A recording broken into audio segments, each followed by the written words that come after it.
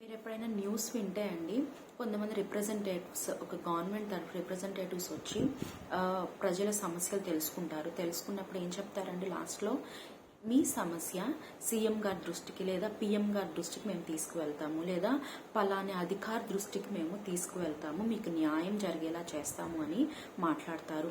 మరి అట్లనే దేవుని దృష్టిలో మనం పడాలంటే దేవుని మనం ఆకర్షించాలంటే మనం చేయవలసింది ఏంటో తెలుసా? ఎవడు దీనుడై నలిగిన హృదయము గలవాడై నా సన్నిధిని వణుకునో వానినే నేను దృష్టించున్నానని దేవుడు మాట్లాడుతున్నాడు. ఆయన మాట విని మనం వనకాలంటండి. మనం ఎప్పుడు ఎలా దేవుని దృష్టిని మనం ఎలా ఆకర్షిస్తాము?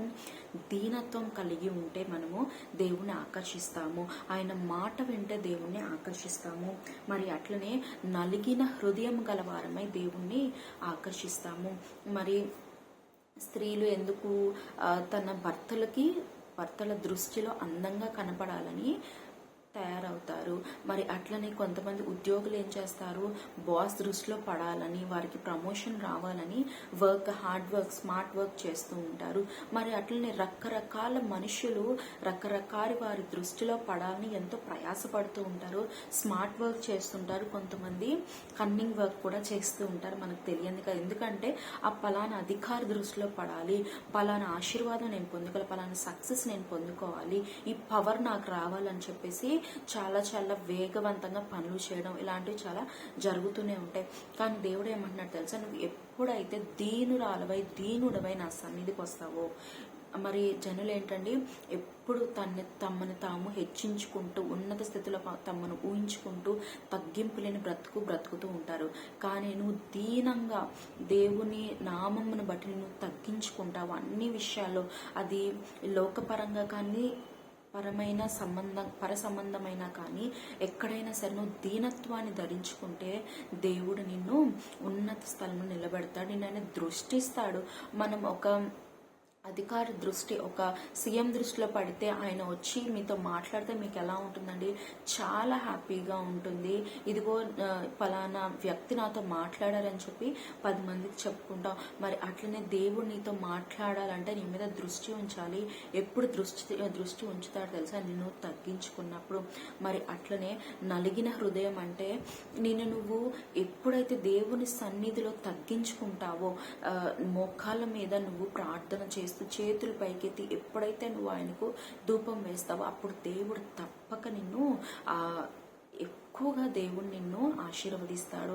మరి కొంతమంది వారికి ఉన్న బాధలన్నిటినీ వారు మర్చిపోయి బయటకు వచ్చేసి ఇంట్లో వారికి ఎన్నో సమస్యలు ఉంటాయి, ఎన్నో బాధలు ఉంటాయి, ఎంతో వేదన అనుభవిస్తూ ఉంటారు. కానీ బయటకు వచ్చి చాలా షోకాస్ చేస్తూ ఉంటారు, మేము అలా మేము ఇలా అని చెప్పేసి చాలా ప్రౌడ్గా ఫీల్ అవుతూ అనేక మందిని కించపరుస్తూ ఉంటారు.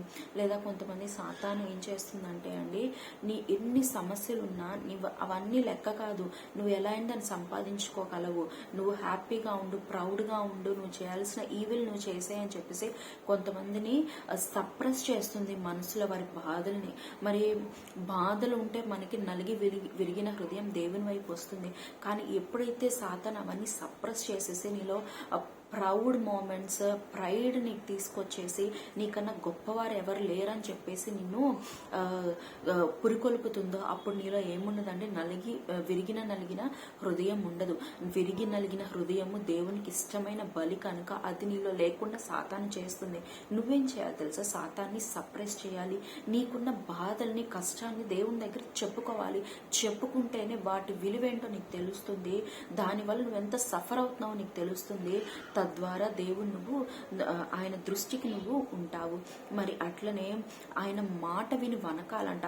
అనేదన్న మాట చెప్తే దైవజనుడు దేవుని ద్వారా నీతో మాట్లాడితే నాతో కాదులే, ఎవరితో చెప్పబోయి నాతో చెప్పారు, లేదా ఇది రొటీన్ వాక్యమేలే అని నువ్వు పక్కకు వెళ్లకుండా ఈ మాట దేవుడు నాకు చెప్పాడు, ఇది సరి చేసుకోమని చెప్పాడు, ఈ తప్పులో నేనున్నాను, నేను త్రోవ తప్పి ఉన్నాను, నేను సరి చేసుకుంటాను అని చెప్పి దేవుడు మాట విని నువ్వు వణుకుతావు. అప్పుడు దేవుడు నిన్ను దృష్టిస్తాడు. ఇదిగో ఈ బిడ్డ నాకు భయపడుతుంది, ఇదిగో ఈ బిడ్డ నాకు భయపడుతున్నాడు, ఈ బిడ్డ తన త్రోవని సరళం చేసుకున్నాడు, ఈ బిడ్డ తన ఆలోచనని అపవిత్రమైన ఆలోచన నుంచి విడుదల పొందాడు, ఈ బిడ్డ నా కోసం మారాడని దేవుడు నిన్ను దృష్టిస్తాడు. నిన్ను దృష్టిస్తే మనకు తెలుసు కదా, ఒకరు మనల్ని దృష్టిస్తే ఎన్ని ఆశీర్వాదాలు వస్తాయో, మరి దేవుడు కూడా మనల్ని దృష్టిస్తే ఎన్నో గొప్ప ఆశీర్వాదాలు దేవుడు మనకు ఇవ్వగలడు. దేవుడు మనల్ని అత్యున్నత పొజిషన్లో దేవుడు ఉంచగలడు. ఉన్నత స్థితిలో దేవుడు మనల్ని ఆశీర్వదించి దీవించును గాక. ఆమేన్.